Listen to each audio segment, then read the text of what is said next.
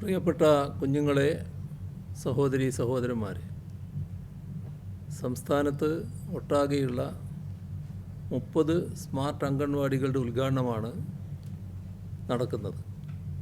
കുട്ടികൾക്കായി നൂതന സൗകര്യങ്ങളുള്ള പഠനശാലകൾ ഒരുങ്ങുന്നത് നമ്മുടെ നാട്ടിൽ ആദ്യമായല്ല. കഴിഞ്ഞ 8.5 വർഷത്തോളം ഇത് നിരന്തരമായി തുറന്നുകൊണ്ടിരിക്കുകയാണ്. സ്കൂളുകൾ കേന്ദ്രീകരിച്ചാണ് ഇത്തരം പ്രവർത്തനങ്ങൾ നടന്നു വന്നിരുന്നത്. 45,000-ഓളം ക്ലാസ് മുറികളാണ് സ്മാർട്ട് ക്ലാസ് മുറികളായി മാറിയത്.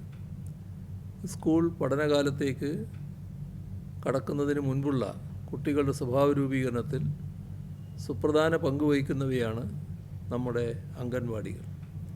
അതുകൊണ്ട് തന്നെ അവയെയും ആധുനിക സൗകര്യങ്ങളോടുകൂടി ഒരുക്കേണ്ടത് ഏറെ അനിവാര്യമാണ്. ആ നിലക്കുള്ള ഇടപെടലായി വേണം സംസ്ഥാനത്തൊട്ടാകെയുള്ള സ്മാർട്ട് അംഗൻവാടികളെ കാണാൻ. 1975 നമ്മുടെ രാജ്യത്ത് ഇൻ്റഗ്രേറ്റഡ് ചൈൽഡ് ഡെവലപ്മെൻറ്റ് സ്കീം നിലവിൽ വന്നത്. അതിൻ്റെ ഭാഗമായാണ് അംഗൻവാടികൾ സ്ഥാപിക്കപ്പെട്ടത്. ICDS പദ്ധതി 50-ാം വർഷത്തിലെത്തി നിൽക്കുമ്പോൾ രാജ്യത്തിനാകെ മാതൃകയാവുന്ന ഒരു മുൻകൈയുമായി മുന്നോട്ട് വരികയാണ് സംസ്ഥാന സർക്കാർ എന്നത് അഭിമാനകരമാണ്.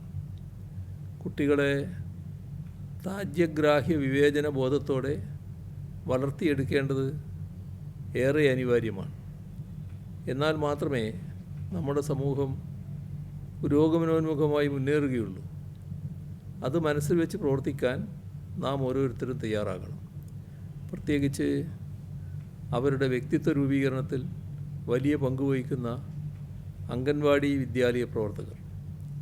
കുട്ടികളുടെ ക്ഷേമം ലക്ഷ്യം വെച്ചുള്ള നിരവധി പദ്ധതികളാണ് സംസ്ഥാന സർക്കാർ ആവിഷ്കരിച്ച് നടപ്പാക്കുന്നത്. അതവരുടെ ഗർഭാവസ്ഥയിലുള്ള കാലം മുതൽക്കേ ആരംഭിക്കുന്നുമുണ്ട്. മാതാവിൻ്റെ ആരോഗ്യം സംരക്ഷിക്കുന്നതിനും കുട്ടികളുടെ ഭാരം, ഉയരം എന്നിവ അംഗൻവാടി തലം മുതൽ തന്നെ രേഖപ്പെടുത്തുന്നതിനുമുള്ള നടപടികൾ സ്വീകരിച്ചിട്ടുണ്ട്.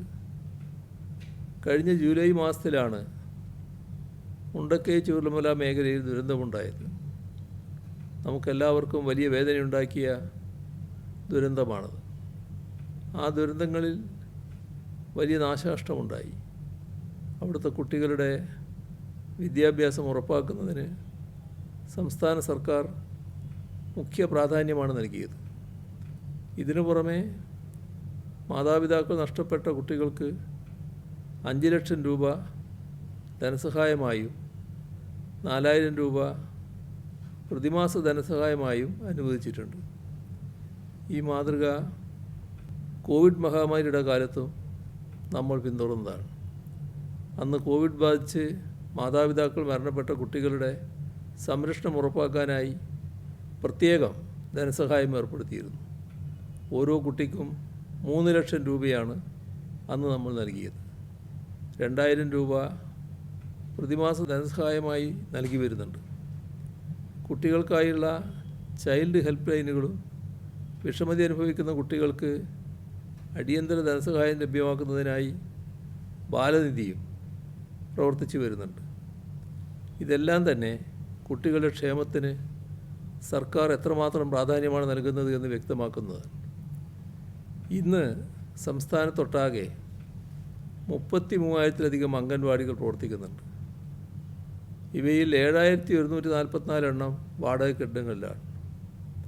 അവയ്ക്കെല്ലാം തന്നെ സ്വന്തമായ മികവുറ്റ കെട്ടിടങ്ങൾ ലഭ്യമാക്കാനും ഉള്ള നടപടികൾ സ്വീകരിച്ചു വരികയാണ്.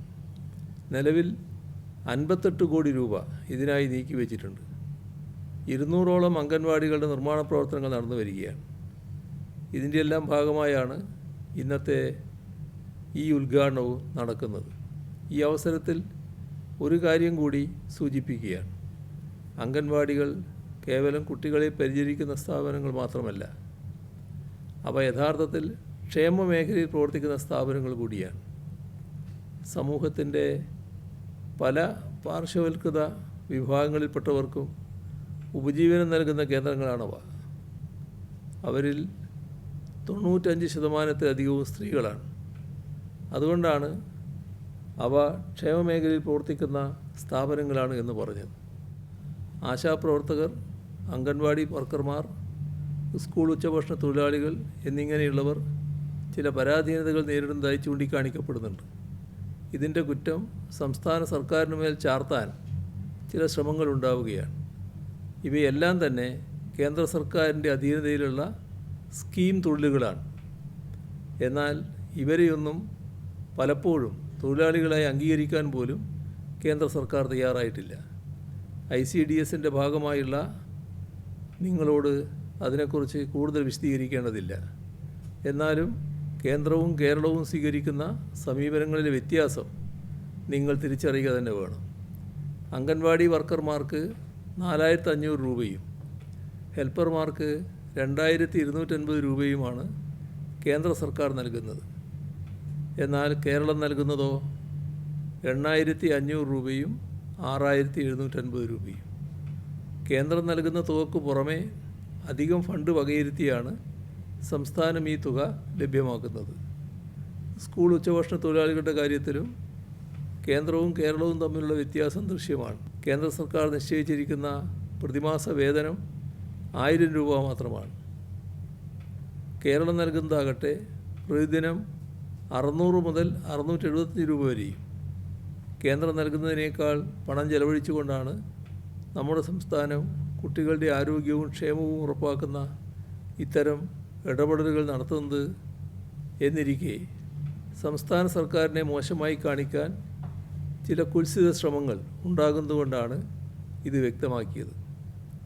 കുഞ്ഞുങ്ങളെ പരിചരിക്കുന്നവർ നമ്മുടെ നാടിൻ്റെ ഭാവിയാണ് പരിചരിക്കുന്നത്. അതുകൊണ്ട് തന്നെ അവരുടെ വിഷയങ്ങളിൽ സംസ്ഥാന സർക്കാർ കാര്യമായി തന്നെ ഇടപെടും. നമ്മുടെ കുഞ്ഞുങ്ങൾക്ക് വേണ്ടി കൂട്ടായ പ്രവർത്തനത്തിലൂടെ നമുക്ക് മുന്നേറാമെന്ന് സൂചിപ്പിച്ചുകൊണ്ട് ഈ സ്മാർട്ട് അങ്കണവാടികളുടെ സംസ്ഥാനതല ഉദ്ഘാടനം സന്തോഷപൂർവ്വം നിർവഹിച്ചതായി അറിയിച്ചുകൊണ്ട് അവസാനിപ്പിക്കുന്നു. നിങ്ങൾക്കെൻ്റെ സ്നേഹാഭിവാദനങ്ങൾ.